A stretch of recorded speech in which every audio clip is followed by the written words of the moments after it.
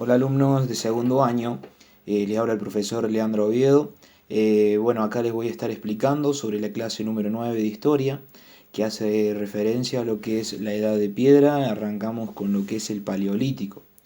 Bueno, para arrancar, ya sabemos que la mayor parte de la historia de la humanidad elaboró sus herramientas con piedras, y es por eso que se deriva por parte de historiadores a la hora de trabajar con esta etapa de la humanidad, que se la conoce como Edad de Piedra, haciendo referencia a las herramientas que se utilizaban en este momento. El Paleolítico, deriva del griego paleo, antiguo, y líticos, piedra, es la etapa inicial y la más larga de la edad de piedra, ¿no? Hay varias etapas dentro del Paleolítico, pero nosotros vamos a estar arrancando lo que es el Paleolítico superior. Paleolítico superior, que se empieza a relacionar con el Homo sapiens que seríamos nosotros. Recuerden que también estuvimos viendo el Homo sapiens sapiens, que él era una subespecie de lo que era el Homo sapiens. Este último homínido es el que hizo las pinturas rupestres en cuevas y las primeras estatuillas de Venus, por ejemplo, que representan a mujeres y que se relacionan con la fertilidad. Estatuillas que van a estar viendo y que estuvieron viendo en los trabajos mediante imágenes. Y las pinturas rupestres que suelen estar expuestas en lo que son las paredes de las cavernas o cuevas que ellos mismos utilizaban para vivir. Durante el Paleolítico, los homínidos tomaban de la naturaleza los recursos disponibles que se encontraban en ella. ¿Para qué? Para alimentarse, para satisfacer la necesidad más importante, que era la alimentación. ¿Cómo lo hacían? Mediante la utilización de una economía de carácter predatorio o parasitario. Y vamos a pasar a explicar eso. ¿Por qué predatorio? No producían sus propios alimentos. Entonces ya estamos hablando que tenían un modo de vida nómada. Así, su alimentación y su supervivencia dependían de las condiciones ambientales.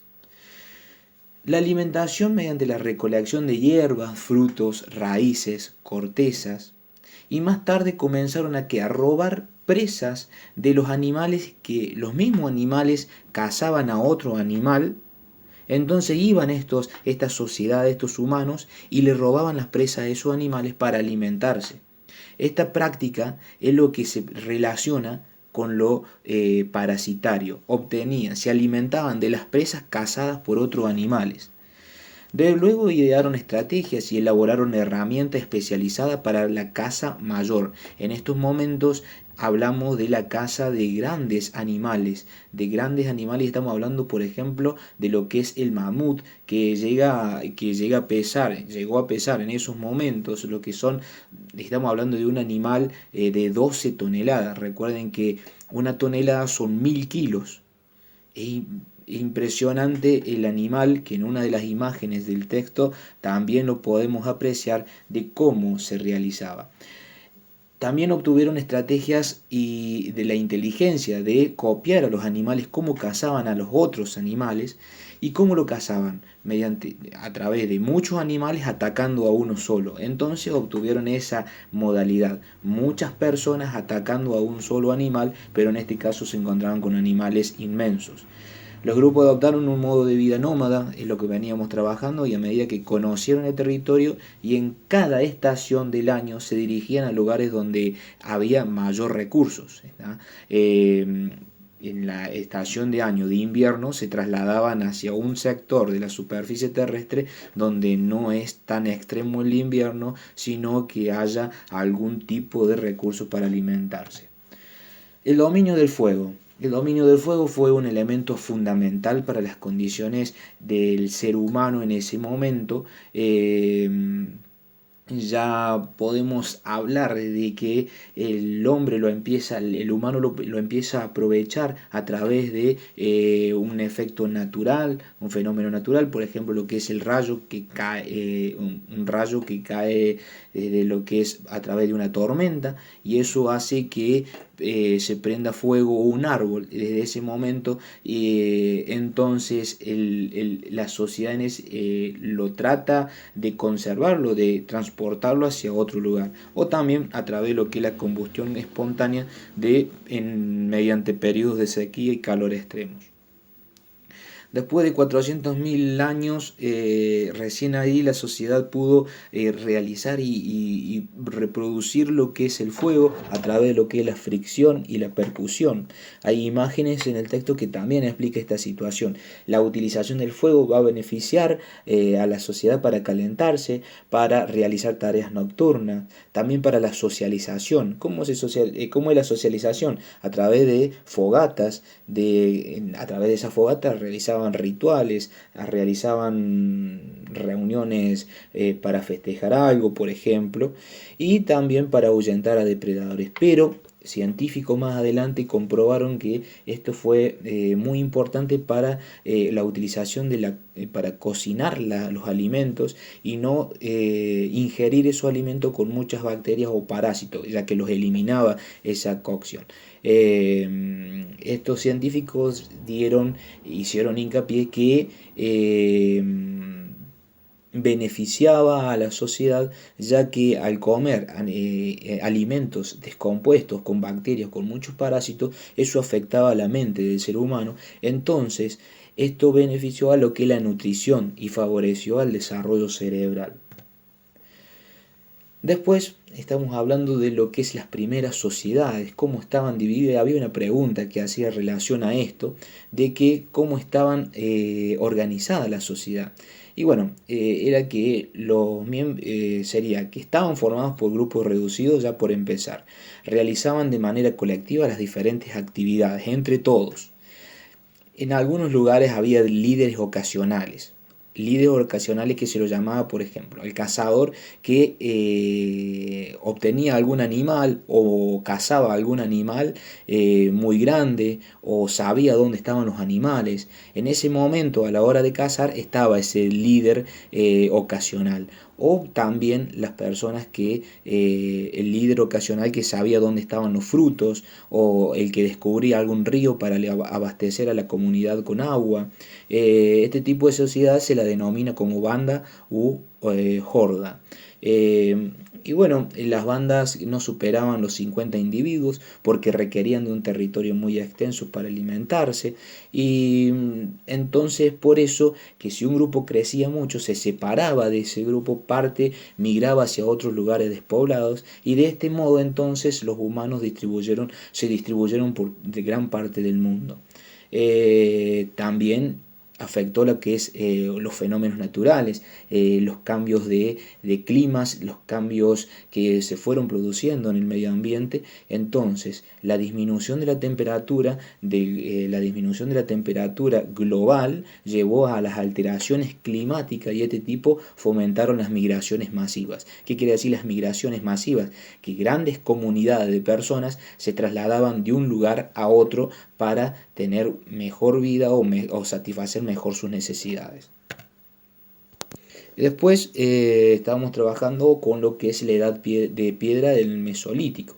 Esta edad está caracterizada por lo que es la edad de hielo, que concluyó hace 12.000 años. ¿Qué pasa? ¿Cómo fue el fin de esta edad de hielo?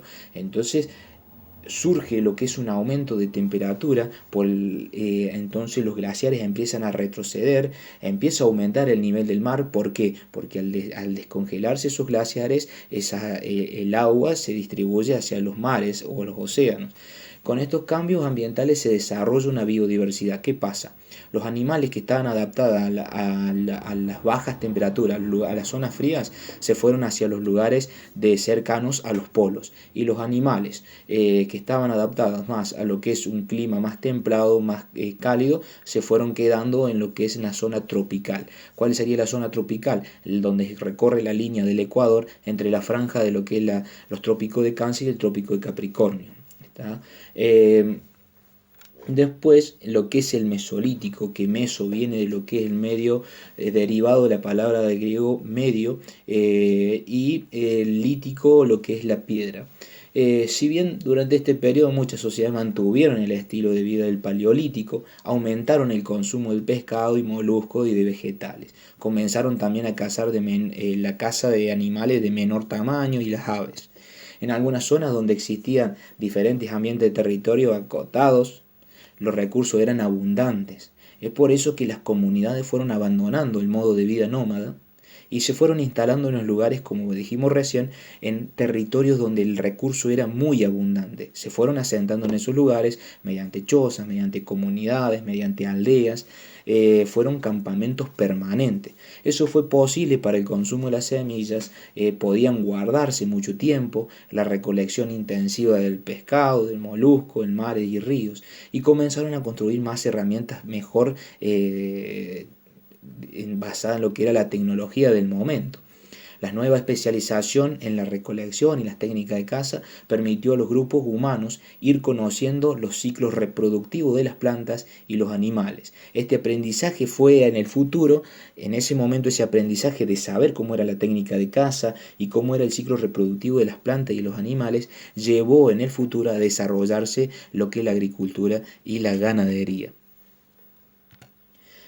Dentro de lo que es la edad de piedra, el neolítico, nos vamos a basar y trabajar básicamente en lo que es la agricultura y la ganadería, que fueron transformaciones que llevó a un gran cambio y brusco en la vida de los seres humanos. Una transición a la agricultura hizo que se propague un inmenso crecimiento demográfico. ¿Qué quiere decir esto? Que aumentó la cantidad de población. Al mismo tiempo provoca que cambios fundamentales en las relaciones sociales y formas de organización. Es cuando surge lo que es la revolución agrícola, con mejores técnicas, con mejores estrategias para producir lo que es los distintos tipos de frutos que antes recolectaban, ahora los empezaban a cultivar. Esto fue, también se puede hablar de lo que es el rol de las mujeres.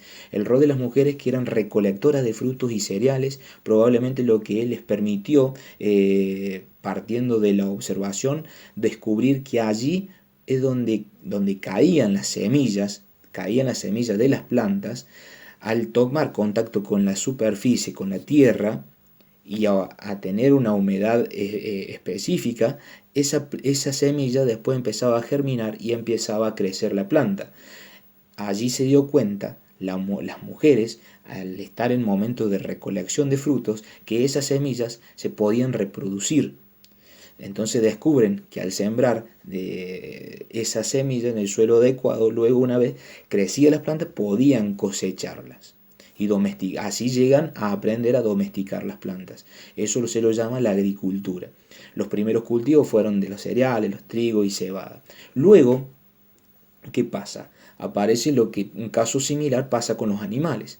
Al ver, para evitar que se acabaran los animales, vieron que estaban viviendo que los animales cada vez eran menos la cantidad para cazar, entonces empezaron a cuidarlos y a criarlos para que se reprodujeran entre ellos. Allí vieron que al tener a una hembra y a un macho, un animal hembra y un animal macho, se podían reproducir entre ellos, entonces ya se evitaban de ir a cazar, sino que ya los podían criar en sus propias aldeas, en sus propios sectores donde estaban asentados. Entonces, esto que lleva a, a la función de la ganadería. ¿Beneficiándose en qué? En la obtención de leche, en la obtención de cueros para la vestimenta, en la lana también para la vestimenta, y la domesticación de animales que se lo va a denominar como la ganadería, como dijimos recién. Animales como conocidos como las cabras, ovejas, vacas, caballos, los asnos y los cerdos. Pero eso no quiere decir que la caza y la pesca se dejaron de hacer, sino que se siguió haciendo, pero con menos intensidad.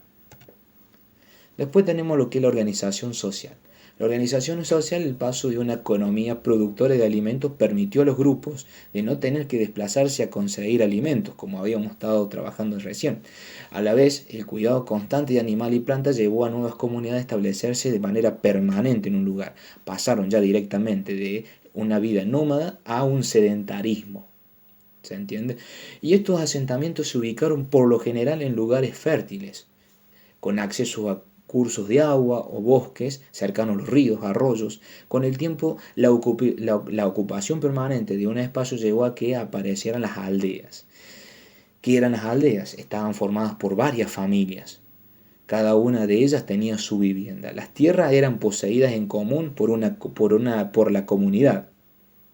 Cada familia recibía su utilización, una parcela, y ellas eran redistribuidas anualmente.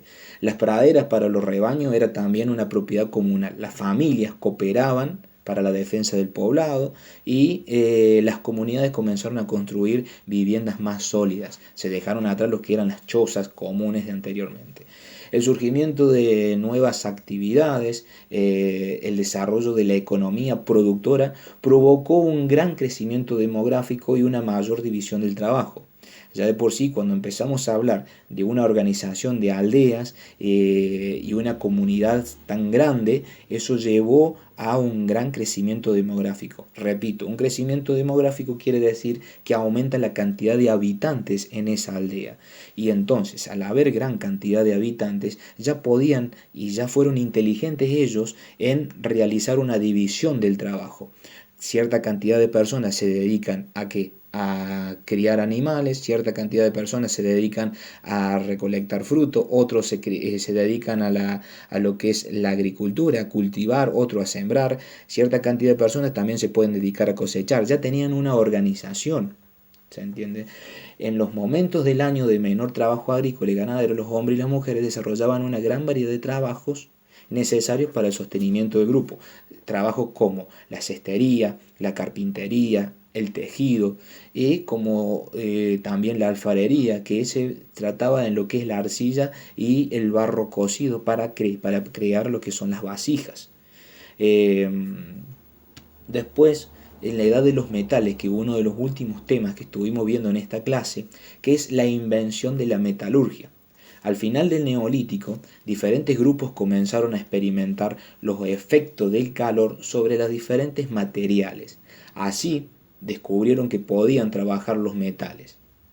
En un primer momento calentaban los metales y los moldeaban a golpe, pero más tarde desarrollaron y crearon los hornos, que los hornos fueron calentados a lo que es una combustión de leña y llegaban a una temperatura de 1000 grados centígrados. Esto permitía fundir el metal, derretir el metal y luego colocarlos en moldes.